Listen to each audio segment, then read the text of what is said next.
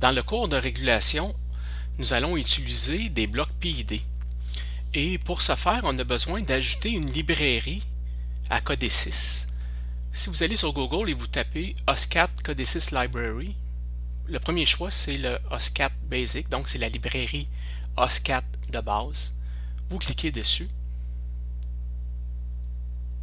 et vous allez télécharger la librairie sur votre PC.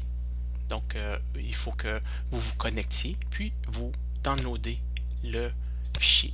Ensuite, le fichier que vous avez téléchargé, c'est le oscatbasic.package. Vous cliquez 2 fois dessus.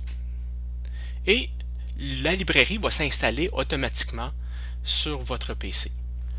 Au cours de l'installation de la librairie OSCAT, on va vous avoir demandé quel type d'installation vous voulez faire. Donc vous pouvez prendre typique, donc vous pouvez faire une installation typique. Moi, ça ne l'a pas demandé parce que ma librairie était déjà installée. Ensuite, vous pouvez ouvrir les fichiers projets que j'ai mis sur Moodle. Et vous n'aurez pas d'erreur si vous faites créer et compiler.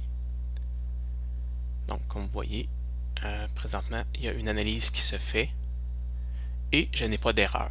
Si vous partez d'un nouveau projet et que vous voulez utiliser des blocs qui sont dans la librairie OSCAT, il faut aller dans Gestionnaire de librairie et faire ajouter une bibliothèque. Donc, vous voyez que la librairie de base, moi, elle est installée.